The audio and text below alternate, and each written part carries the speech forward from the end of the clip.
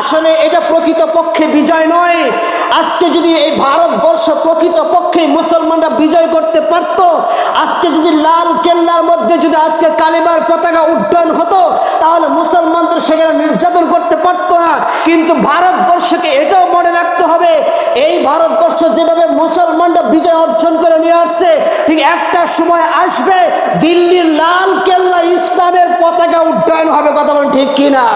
আজকে যেরকম ভাবে আমরা দীর্ঘ একটা সময় নির্যাতনের মধ্যে ছিলাম, বাংলার জমিনটাও একটা জিম্মির মধ্যে ছিল, একটা অপশাসনের মধ্যে ছিল, কিন্তু বাংলার জমিনটাও যখন নাকি ছাত্র জনতা সহ সাধারণ মানুষ সহ যখন নাকি আমরা বিজয় নিয়ে আসলাম, আমরাও কিন্তু বাংলার জমিনের মধ্যে স্বাধীনভাবে ইসলামের রাজত্ব করতে পারতেছি না। কথা বলেন ঠিক কিনা? কারণ আমাদেরও এখনো পরিপূর্ণভাবে আমাদের স্বাধীন হয় নাই। আমাদেরকে এখনো দাদা বাবুরা জিম্মি করে রাখছে, আমাদেরকে এখনো পশ্চিমারা জিম্মি করে আসছে। তাদের দেওয়া প্রেসক্রিপশনে এখনো আমাদের বাংলার জমিন চালানো হচ্ছে। কথা বলেন ঠিক কিনা? কিন্তু তাদের থেকে আমাদেরকে বাংলাকে রক্ষা করতে হবে। যেদিন বাংলাদেশের পার্লামেন্টের মধ্যে কালিমার পতাকা উড্ডয়ন হবে, ইসলামী শাসন হবে, ওই দিন বাংলার জমিনের মধ্যে প্রত্যেকটা মুসলমান বুক ফুলিয়ে চলতে পারবে। কথা বলেন ঠিক কিনা? কারণ আল্লাহ বলেছেন, ইজা জাআ নাসরুল্লাহি ওয়াল ফাতহ, ইজা জাআ নাসরুল্লাহি ওয়াল ফাতহ, যখন নাকি আল্লাহর সাহায্য এবং বিজয় দেখতে পাবে, যখন আল্লাহ তাআলার সাহায্য এবং বিজয় তোমাদের মধ্যে আসবে, ওয়া রাআইতান নাসা ইয়াদখুলুনা ফি দীনিল্লাহি আফওয়াজা, তোমরা তখন দেখবে মানুষ দলে দলে আল্লাহর দ্বীনের মধ্যে প্রবেশ করতে থাকবে। বলুন সুবহানাল্লাহ। মুহতারাম হাজিরিন, 17টা বছর পর্যন্ত যখন আমরা একটা জিম্মি অবস্থায় ছিলাম, ঠিক যখন নাকি নতুন করে আমরা একটা স্বাধীনতা পেলাম, এই স্বাধীনতা পাওয়ার পর অল্প সময়ের মধ্যে আমরা একটা স্বাধীনতা পেয়েছি, যে স্বাধীনতাটা একমাত্র আল্লাহ তাআলা কুদরতি সাহায্যের মাধ্যমে হয়েছে, আর নচেত এই স্বাধীনতা আমাদের পক্ষেও সম্ভব হতো না। কথা বলেন ঠিক কিনা? আর এই সাহায্য যখন আল্লাহ তাআলার পক্ষ থেকে আসছে, ওই তারিখের পর থেকে দেখেন যে মুসলমানরা এখন একটু হলেও বুঝে গিয়েছে, সাধারণ মানুষ একটু হলেও বুঝে গিয়েছে, দলে দলে মানুষ ইসলামের মধ্যে প্রবেশ করা শুরু করেছে। কথা বলেন ঠিক কিনা? 16 ডিসেম্বর এই দিনের সাথে, এই তারিখের সাথে বাঙালি জাতির সাথে একটা সম্পর্ক রয়েছে, অত্যন্ত গভীর সম্পর্ক রয়েছে এই দিনটির সাথে। কেননা যে 16 ডিসেম্বরকে বলা হয় আমাদের বিজয় দিবস, আমাদের বিজয়ের দিন, বাঙালি জাতির বিজয়ের দিন। তো এই বিজয়টা এটা কোনো সাধারণ বিজয় ছিল না।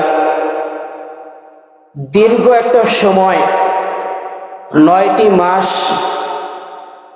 সশস্ত্র বাহিনীর সাথে সংগ্রাম করে লাখো মানুষের রক্তের বিনিময়ে, কোটি মানুষের অশ্রু আর ত্যাগের বিনিময়ে মা বাবা তার সন্তানকে হারিয়ে, সন্তান তার মা বাবাকে হারিয়ে, স্বামী তার স্ত্রীকে হারিয়ে, স্ত্রী তার প্রিয়তমা স্বামীকে হারিয়ে, হাজারো নারীর ইজ্জতের বিনিময়ে দীর্ঘ 9টি মাস সংগ্রামের পর আল্লাহ তাআলা এই জাতির উপর, এই দেশবাসীর উপর রহমতের দৃষ্টিতে তাকিয়েছেন বিদায় আল্লাহ তাআলা আমাদেরকে সেই দিন বিজয় দান করেছেন। কথা বলেন ঠিক কিনা? এই 16 ডিসেম্বর যে বিজয়টা আসছে, এটা আল্লাহ তাআলা অশেষ একটা কৃপা, অশেষ একটা দয়ার বিনিময়ে আল্লাহ তাআলা আমাদেরকে এই বিজয় দান করেছেন। আর এই বিজয়কে আনতে গিয়ে যারা নিজেদের জীবনকে বিলিয়ে দিয়েছেন, তাদেরকে স্মরণ রাখা, তাদেরকে স্মরণ করা, তাদের জন্য দোয়া করা, এটা আমাদের দায়িত্ব এবং কর্তব্য। কেননা যে সমস্ত মুসলমান এই বিজয় আনতে গিয়ে নিজেরা জীবনকে উৎসর্গ করেছেন, তারা কিন্তু শহীদ। যারা দেশ রক্ষার্থে, যারা কোনো জালেমের বিরুদ্ধে যুদ্ধ জিহাদ করে সংগ্রাম করে নিজের জীবনকে বিলিয়ে দেয়, তাদেরকে হাদিস শরীফের মধ্যে শহীদ বলা হয়েছে। বলুন সুবহানাল্লাহ। ঠিক তেমনই ভাবে যখন জুলাই গণ অভ্যুত্থানে যখন নাকি যারা যে সমস্ত মুসলমান নিজের জীবনকে উৎসর্গ করেছে মানুষের অধিকার আদায়ের জন্য, তাদেরকে হাদিসের ভাষায় শহীদ বলা হয়। বলুন সুবহানাল্লাহ। কারণ কোন জালেমের বিরুদ্ধে যখন নাকি কোনো মুসলমান সংগ্রাম করবে এবং নিজের জীবনকে উৎসর্গ করবে, সেই সংগ্রামে তারা শহীদ। আগুনে পুড়ে মরবে, পানিতে পড়ে মরবে, রাস্তায় দুর্ঘটনার শিকার হয়ে মরবে, প্রতিপক্ষকে রক্ষার্থে যখন নিজের জীবনকে উৎসর্গ হবে, নিজের জীবন চলে যাবে, নিজের ইজ্জত রক্ষার্থে যদি নিজের জীবন চলে যায়, তাহলে তাদেরকে হাদিসের ভাষায় তাদেরকে শহীদ বলা হয়েছে। তো মুহতারাম হাজিরিন, এই 16 ডিসেম্বরের পূর্বে আমাদের আরেকটি সংগ্রাম ছিল। যখন এই পুরো ভারতবর্ষটা যখন ব্রিটিশরা শাসন করেছিল, ব্রিটিশরা শাসন করার পূর্বে প্রায় 600 বছরের মতো মুসলমানরা শাসন করেছে সেই ভারতবর্ষ। আর তাদের শাসন আমলেই ব্রিটিশরা যখন নাকি ভারতবর্ষের মধ্যে ব্যবসার উদ্দেশ্যে নিয়ে আসছিল, বণিক বেশে আসছিল, আর তারা তাদের কৌশলে কৌশলে তারা তাদের সময়কে অতিবাহিত করেছে, ব্যবসা বাণিজ্য করেছে, কৌশলে কৌশলে যখন নাকি ভারতবর্ষটাকে তারা নিজেদের আয়ত্ত করে নিয়েছে, নিজেদের রাজত্ব কায়েম করেছে। ব্রিটিশরা যখন 200 বছর পর্যন্ত এই ভারতকে অপশাসন করেছিল, সেই শাসন আমলে যখন মানুষ নির্যাতিত নিপীড়িত ছিল, যখন ভারতবর্ষের মধ্যে অপশাসন চলতেছিল যে এইভাবে আর ভারতবর্ষকে শাসন করতে দেওয়া যাবে না, তাদের বিরুদ্ধে রুখে দাঁড়াতে হবে, তাদের বিরুদ্ধে বলিষ্ঠ কণ্ঠ দিতে হবে, তাদের বিরুদ্ধে প্রতিবাদী কণ্ঠ দিতে হবে, সেই কণ্ঠ সেই আওয়াজ দিয়েছিল আমাদের পূর্বপুরুষ উলামায়ে কেরাম। বলি সুবহানাল্লাহ। তো সেই তাদের বিরুদ্ধে যখন নাকি বলিষ্ঠ কণ্ঠে তাদেরকে এরকম দমন করার জন্য আক্রমণ স্বরূপ কথা বলেছিল, ভারতবর্ষকে দারুল হারব তথা শত্রু কবলিত দেশ ঘোষণা করেছিল, সে আর কেউ নয়, তিনি আমাদেরই পূর্বপুরুষ, তিনি শাহ আব্দুল আজিজ দেহলভী, মুহাদ্দিস দেহলভী রহমতুল্লাহি আলাইহি। বলুন সুবহানাল্লাহ।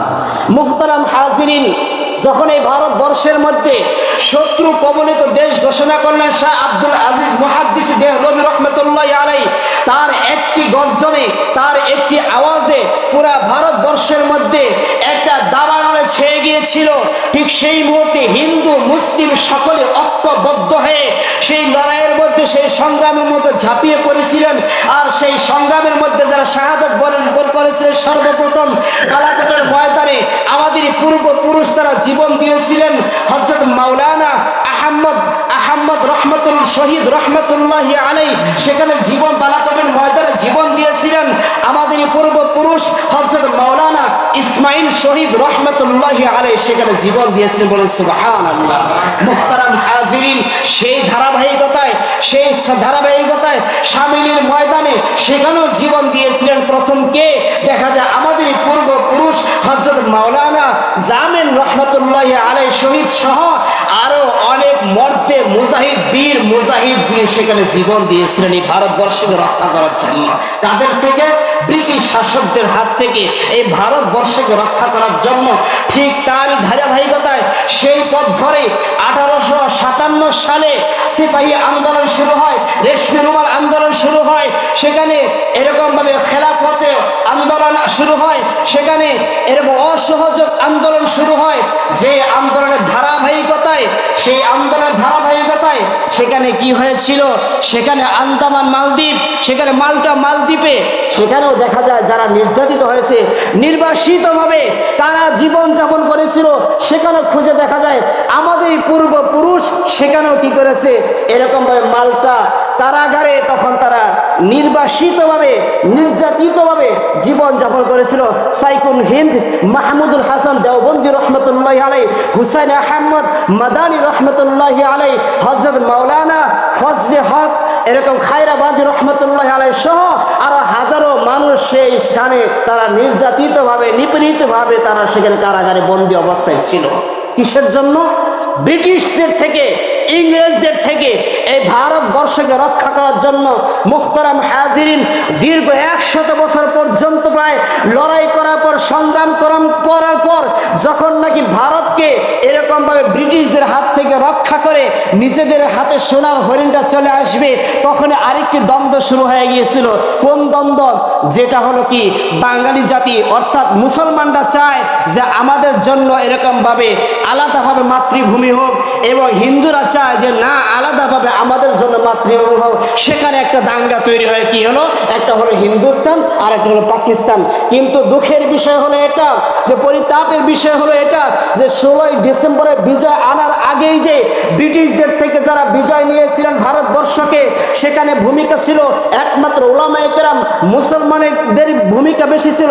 কিন্তু পরিতাপের বিষয় হলো এটা, সেই ভারতবর্ষের মধ্যে আজকে সেখানে মুসলিম জাতিরা কোনো নিরাপদে নাই, সেখানে মুসলমান জাতির জানের নিরাপত্তা নাই, তাদের মালের নিরাপত্তা নাই, তাদের বসত বাড়ির নিরাপত্তা নাই, মুসলমানরা যে ইবাদত করবে সেই মসজিদের নিরাপত্তা নাই, মুসলমানদের মাদ্রাসার নিরাপত্তা নাই। ওই ভারতবর্ষের মধ্যে মুসলমান একটা মা বোনের জীবনের নিরাপত্তা নাই, ইজ্জতের নিরাপত্তা নাই। কথা বলেন ঠিক কিনা?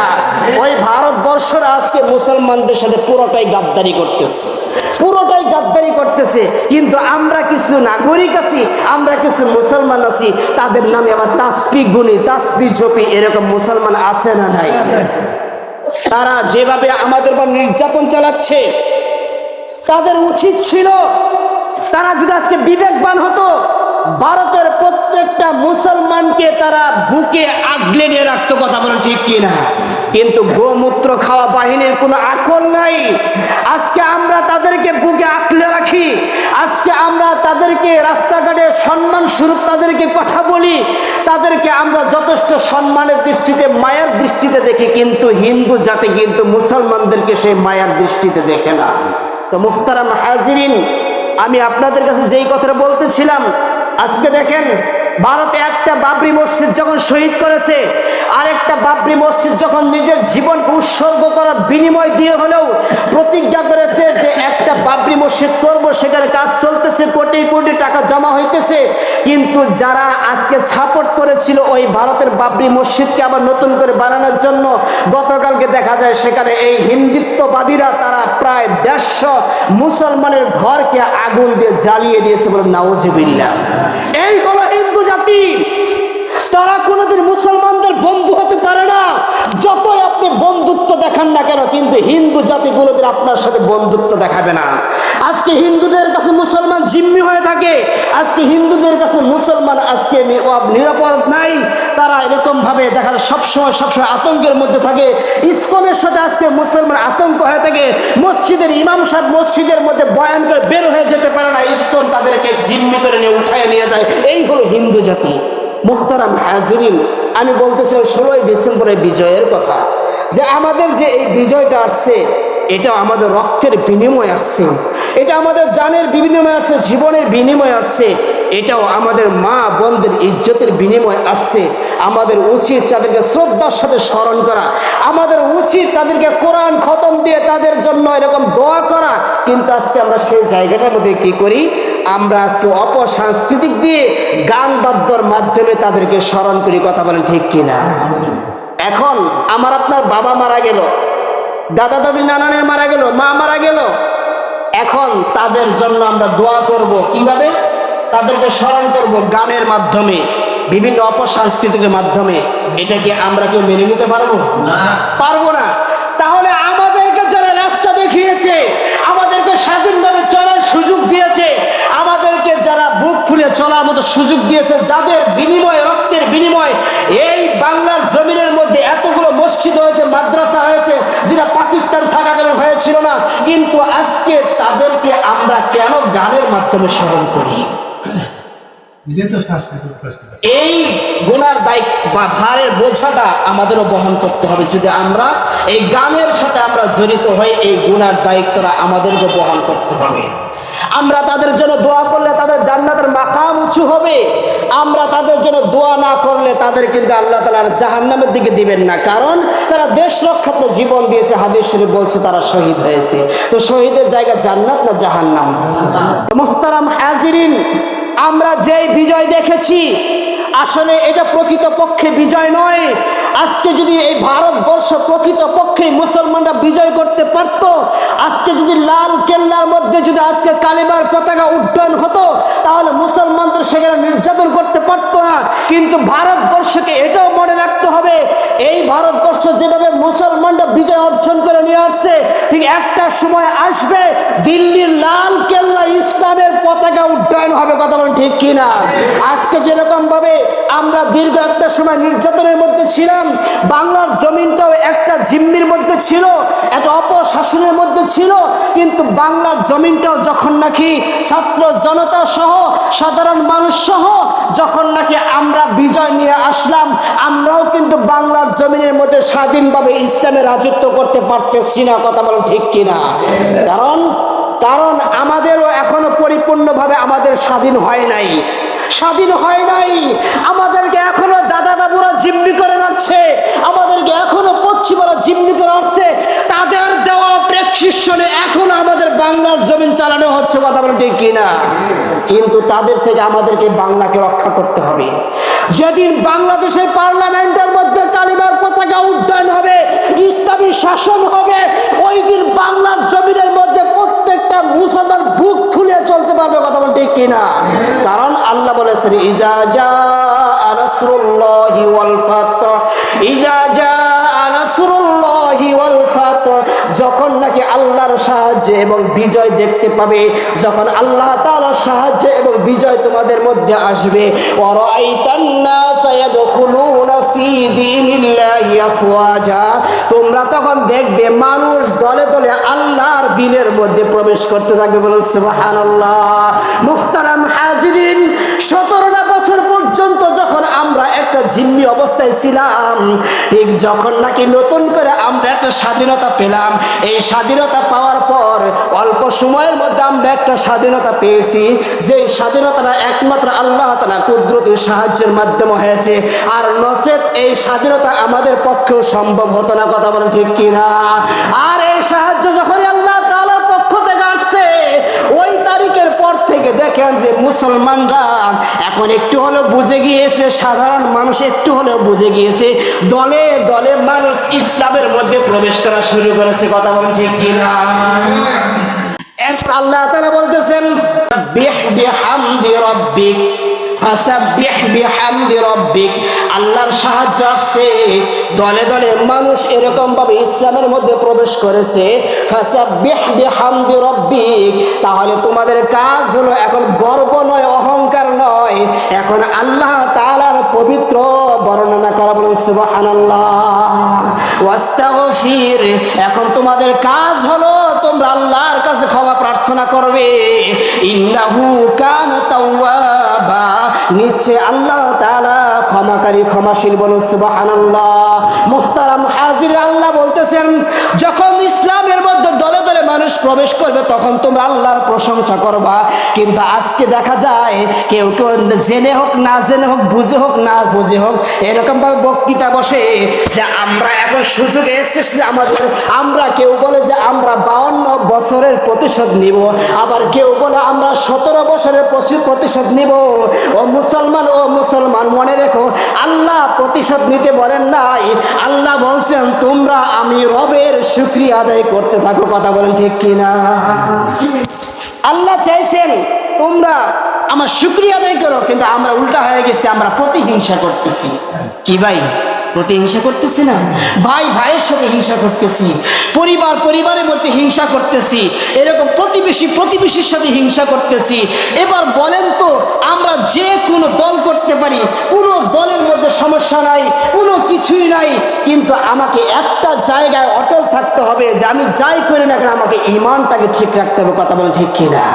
কারণ ওই বিজয় নয় যে বিজয়ের পর পরাজয় আছে, ওই শান্তি নয় যে শান্তির পর অশান্তি আছে, ওই সুখ নয় যে সুখের পর আমার অসুখ আছে, ওই নিরাপদ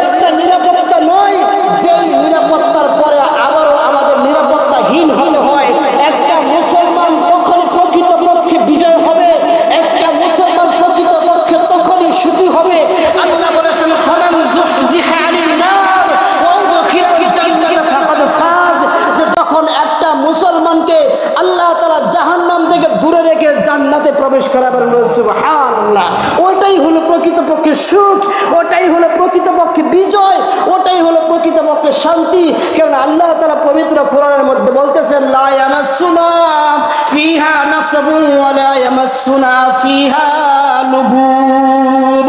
ও বান্দা, দুনিয়ার মধ্যে যত কিছু তুমি করো না কেন, যা কিছু কামাও না কেন, যত বিজয় অর্জন করো, যত অশান্তি অর্জন করো, প্রত্যেকটা বিজয়ের পর তোমার পরাজয়, প্রত্যেকটা শান্তির পরে আবার তোমাকে অশান্তি। আর লা ইয়ামাসসুনা ফিহা নাসাবুন ওয়া লা ইয়ামাসসুনা ফিহা লুগুব। জান্নাত এমন একটা জায়গা, যে জায়গাটার মধ্যে তোমার কোনো অশান্তি বলতে কিচ্ছু থাকবে না, তোমার কষ্ট বলতে কোনো কিছুই থাকবে না। বলেন সুবহানাল্লাহ। অন্য আয়াতের মধ্যে আল্লাহ বলেন, অফিহা মা তাশতাহি আনফুসুকুম ওয়া তালাজ্জুল আ'য়ুন ওয়া আনতুম ফিহা খালিদুন। জান্নাত এমন একটা জায়গা বান্দা তোমাকে দেওয়া হবে, যে জান্নাতের মধ্যে তোমার মন যা চাবে, মন যেটা দিয়ে তৃপ্তি পাবে এবং চোখ যেটা দিয়ে তোমার তৃপ্তি পাবে, ওই জিনিসটাকে জান্নাতের মধ্যে আল্লাহ তোমাকে দিয়ে দিলেন। সুবহানাল্লাহ। হুম ফিহা খালিদুন। আল্লাহ বলতেছেন ওই জায়গাটার মধ্যে তুমি অনন্তকাল সেখানে থাকবা। সুবহানাল্লাহ। তাহলে কি ভাই, আমরা কি ক্ষণস্থায়ী জিন্দেগির শান্তি চাই, না আমরা চিরস্থায়ী জিন্দেগির শান্তি চাই? তো চিরস্থায়ী জিন্দেগির শান্তি চাইতে হলে আমাকে সবসময় আমাদেরকে ক্ষমার দৃষ্টিতে দেখতে হবে। কিসের দৃষ্টিতে ভাই? ক্ষমার দৃষ্টিতে দেখতে হবে, প্রতিশোধের দৃষ্টিতে নয়। কেননা এই সূরাটা নাজিল হয়েছিল যখন নাকি মক্কা বিজয় হয়, ঠিক সেই মুহূর্তে আল্লাহ তাআলা এই কোরআনটাকে, এই আয়াত সূরা নাসর নাজিল করেছিলেন। সেখানে এটাই বুঝেছেন যে আল্লাহ রাসূল সাল্লাল্লাহু আলাইহি ওয়াসাল্লাম প্রতিশোধের মাধ্যমে বিজয় অর্জন করেন নাই, বরং আল্লাহ রাসূল সাল্লাল্লাহু আলাইহি ওয়াসাল্লাম মক্কাটাকে ক্ষমার মাধ্যমে বিজয় অর্জন করেছেন। সুবহানাল্লাহ। আল্লাহ তাআলা আমাদের সবাইকে এই 16 ডিসেম্বরকে বুঝে ওই সমস্ত মানুষদের জন্য যারা এই 16 ডিসেম্বর বিজয় দিবস আনতে গিয়ে শাহাদাত বরণ করেছে, ত্যাগ স্বীকার করেছে, তাদেরকে যথাসাধ্য যে মর্যাদা দিয়ে দোয়ার মাধ্যমে আমাদেরকে সেই দিনটাকে পালন করার তৌফিক দান করে, সেগুলো আমিন। এবং